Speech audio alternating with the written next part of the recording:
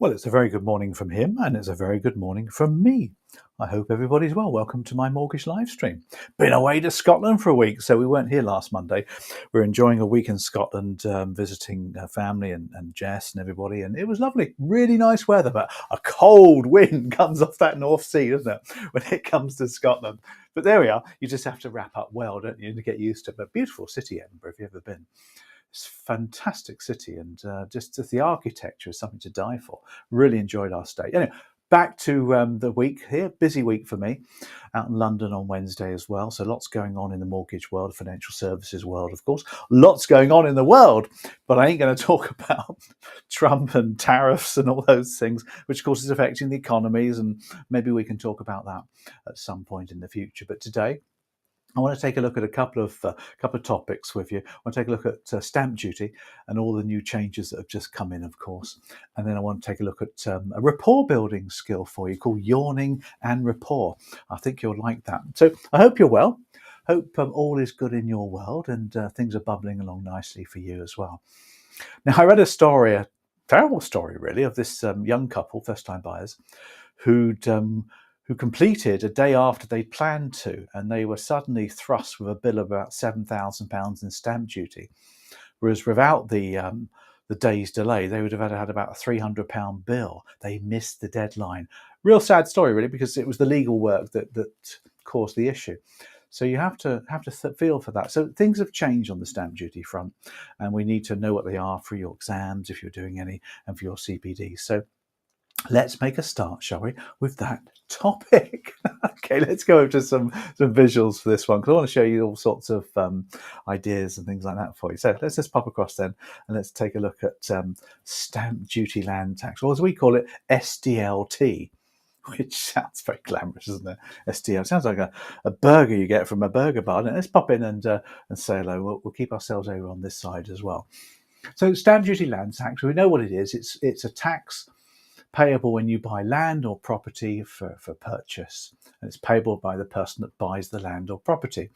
So stamp duty reserve tax, or stamp duty land tax, I should say, that distinguishes it from the reserve tax side of things.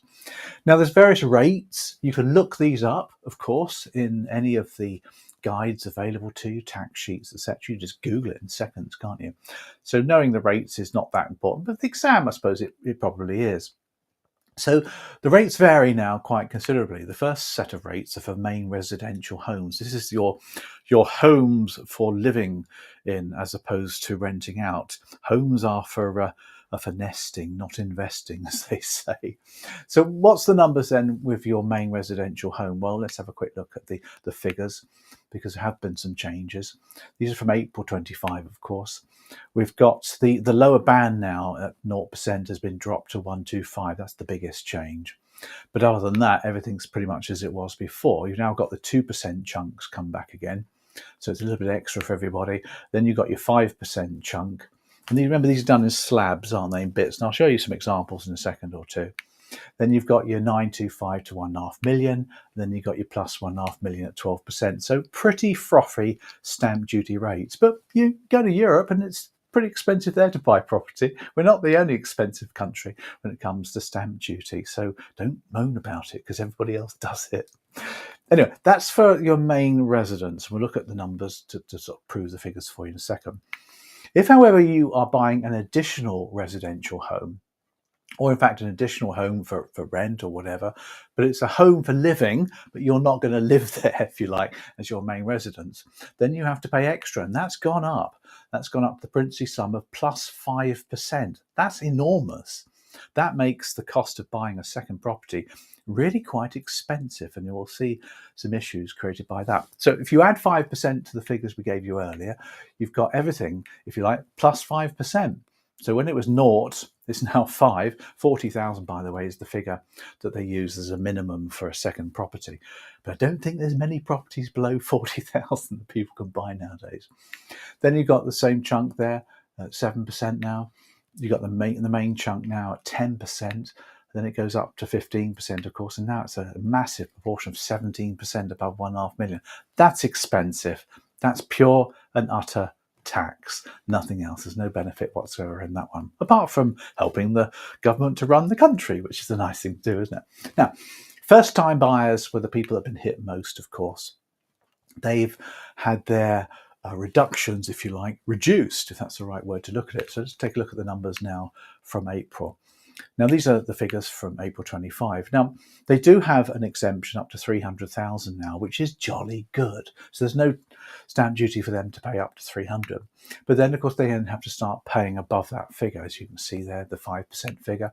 Then you've got your 10% figure, and then you've got your 12% figure. So it's only the first 300 in which they get themselves let off. So what I'll do is take a look at some examples with you so you can judge these yourself, really. It just illustrates how it all works and the kind of questions that you might get in any exam as well. So let's look at the 25-26 stamp duty land tax updates for you then. So case studies. Here we go. Jess White and her boyfriend Andy are buying a house in Lincoln, in Lincolnshire, for £625,000 for the first time.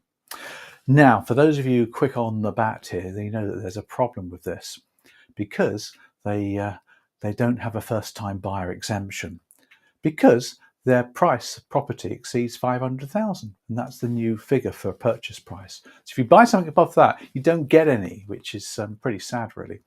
So they have to pay what everybody else pays. First 125 at 0, then the next 125 at 2%, then the next 375 at 5%. And then the next, well, that gives you a total of 21,250. I've just worked those numbers out for you. If you want to see it again, just rewind the recording. If you rewind, that comes from the days of digital tape, doesn't it? Anyway, that I think was the issue that I told you about the story early on, with that couple suddenly by a day, they had this problem with their exemption. But there we go. That's unfortunate. So another example for you. Pippa and her fiance. Lovely. Buying a flat in Leeds for £400,000 for the first time. Looks good. So what's the issue here then? Well, they get the first time buyer exemption because they do. So the first 300,000 is 0%, that's 0. But then they have a little bit at 100,000 at 5%. Well, it's not little, it's quite a bit actually. That's £5,000. So that's the stamp duty that they have to pay, which is lower than it would have been, of course. However, we now discover that her fiance owned a house 5 years ago and sold it quietly last year. So the couple are no longer first-time buyers because her fiance already owned a property, even though it's been sold. So this changes everything. So they're no longer first-time buyers. So the first 125 is now 0%, as everybody else. Then the next 125 is at 2%. Then the next £150,000, as you can see there, is at 5%. And that then gives you a large total of £10,000. So just because they're not first-time buyers, it's a big jump, isn't it? Big jump. Okay, just the way it goes, isn't it? Now, further probing from Pippa now reveals that he secretly still owns the house and rents it to his mate Darren.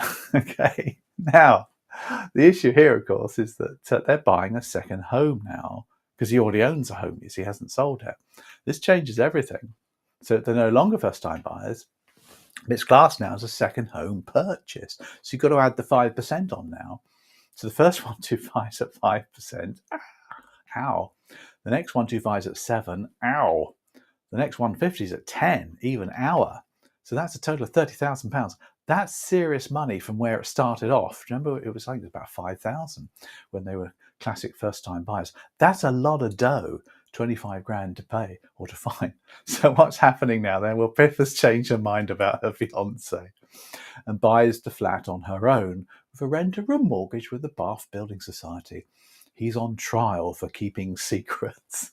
You may want to do something different with Pippa's fiance rather than that. Anyway, it's quite funny, isn't it? So another example for you.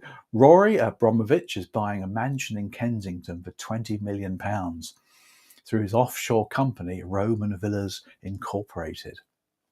Okay, what's the deal here? Well, it's a special 17% non-natural companies and oligarchs that's got to be paid here as well. An oligarch, by the way, is a very rich Eastern European, I think. But 17% is a non-natural company that's come through. That's a nice example, isn't it? Gemma Brown and her husband bought a London terrace in Islington for 1.2 million. plus £250,000. So yeah, a nice London terrace house in Islington is going to cost you that sort of figure. It's probably not a very big property, but let's take a look at the stamp duty. Remember, we're going to go through the chunks here for you. So first 125 is at 0. It's pretty easy, isn't it? Next 125 at 2%. Everybody has to pay these small amounts. It all adds up. It's like a slab system. Then the next 675 is at 5%. But now we jump to the next level. The next 275, 250 is now at 10%, which is 27,000. So the total stamp duty is 63 grand. Again, that's a lot of dough, isn't it? Just to buy a 1.2 million property, which is a lovely property. But in places like Islington, it's just a 3-bedroom terrace, really, at the end of the day. Okay, let's go on to another example. Now, they're looking also to buy a seaside property in Porthleven, Cornwall. Very nice. To be used as a family getaway, as a second home. They're not going to rent it. They're not going to put it on Airbnb. They'll just use it for family. They might use it for friends. It costs £450,000. Now, of course, Porthleven, Cornwall is a beautiful part of the world if you've ever been down there. But it does have its issues with property not being affordable by local people. And the councils are now, of course, doubling the council tax if it's literally a home which is to be lived in by friends and family. So let's take a look at the stamp duty. That's quite interesting, isn't it? It's classed as a second home. So the first 125 is at 5%. Then you get the next 125 at 7%. Then you get the next 200 at 10%, as you can see. So, it's quite a lot of money. So that's £35,000 for buying a relatively small property. But, fair enough. You can't argue. 5% extra has to be paid. Okay, that's a good one. Martha Hanley is buying a flat in York for her son, who's attending university in the autumn. She intends for him to live in the flat rent-free for the 3-year degree. Martha has a property in Oxford, which is worth £750,000. So she's buying a flat for her son, to attend uni, which is a great thing to do. And he'll live there as well, which is great. She can do that. But she's buying a second property. You may have this from one of your clients. So again, extra 5% stamp duty because of it being a second home, which we've already talked about. We don't need to do the calculations. Now, Albert and Jill Braithwaite are trying to sell their main residence for $500,000, but it won't budge. So they obtain bridging to buy their new home now, which is costing $750,000. This is an interesting one because effectively Albert and Jill are buying a second home, aren't they? Because they still own their main residence. So the revenue will actually charge them the full extra rate, but they can get it refunded. Let's take a look at the numbers here for you. It's classed as a second home, as I said to you, but they can reclaim the extra 5% that they pay if the main residence is sold within 3 years. So with bridging, it will be, because you would never have bridging for 3 years, would you? It needs to be within a year anyway, or even less, because it's extremely expensive. So they're going to have to pay quite a lot of stamp duty, as you can see, because it's a big property. They have to pay $65,000, but they can get the extra 5% bit refunded later. I don't know if they had interest, though. That'd be quite an interesting one, wouldn't it? Okay. Miles Thompson is a property developer and has bought a row of 5 terrace properties overlooking the river. Now, they total $1 million, but each one's slightly different price. The end terrace house is a bit more expensive, you see. Now, in the old days, you had an ability to average out the stamp duty cost, but now that's all gone with the abolition of multiple dwelling relief for stamp duty land tax, effective from the 1st of June 2024. So that's gone now. He has to pay stamp duty on the individual properties. Okay. Jerry Hollywell is buying a shared ownership house for herself and her 2 boys. Lovely. The property is valued at £250,000, but she's only buying a 50% stake to start with. So she's only getting a mortgage and buying from the Housing Association £125,000. So she wants to staircase the rest in a few years' time. So what's the deal here with shared ownership? Well, it depends what she opts for. If she chooses to pay on the amount she buys each time, there'll be nothing to pay this time, as it's 125, which is below the nil threshold. But if she buys the next chunk under staircasing, she will incur stamp duty land tax, because she's opted to pay stamp duty on the price in which she pays that. So that's an interesting one as well for you, isn't it? Which kind of summarises the stamp duties that we've been talking about.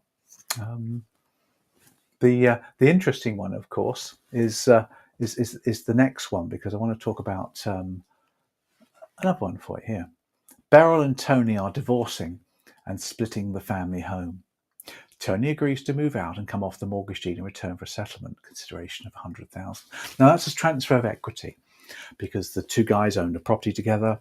Tony's leaving, and effectively Beryl's buying Tony's share of the house for £100,000. So she's buying property and therefore is liable to stamp duty, land tax. Not a lot of people know this, but the numbers are in their advantage there, because the amount of consideration is liable to the stamp duty. Now, the amount of consideration, of course, is £100,000, which is below the 125, so no tax to pay. But if the consideration was more than that, then they would have to pay stamp duty on the transaction. Well, he would, or she would, because she's buying the property from him, if you think about it. Interesting, very interesting. So that's your stamp duty, which is a nice little update there for you. And I've given you some examples of how it works. It's getting a little bit confusing, I imagine. With first-time buyers, and then you've got second properties, and people refunding. So you can see where the questions will take you in the exam, can't you? I hope that's been a good update for you. All right, let's move on to our last topic for you then, before we wrap up. And I hope the weather's good for you where you are, by the way. I hope the sun's shining. It's going to be almost 20 degrees here on Friday, I think, in Cheltenham, which is lovely if you're not working. But most of us are working, and I'm down in the studios pretty much the whole week. I'm in London on Wednesday, so that'll be the tube. Although the Elizabeth line is air conditioned, so it should be all right. Anyway, enough of that. I want to talk to you about yawning and rapport. It's a strange topic, isn't it? Now, I've got some scientific proof for you at last that we've known for ages that a yawn is contagious. Someone in the group yawns and someone else will yawn in return. Often it's instantaneous, but sometimes within 5 minutes. The reason, we all know, is down to wanting to be alike, equal, create a similarity. Now, researchers at Italy's Pisa University found that yawns transmission was quicker amongst those who already had rapport, so close friends and lovers. They studied over 100 adults a year, tracking their behaviour. Now, this behaviour was in everyday situations like meals, commuting, at work. They researched strangers, acquaintances, family members, and even romantic partners. So now we have the evidence. It's been scientifically proven that people who like other people want to be the same by building rapport. So rapport can be accelerated then by matching and mirroring the person whom you want to build a rapport with. So next time you're in a situation where rapport will move the relationship further in the right direction, follow this 5-minute induction while engaging in your first conversation. Here we go. Number 1, shake hands with the person to calibrate their energy levels and match their energy. Number 2, matching their energy allows you to match their tone of voice as well.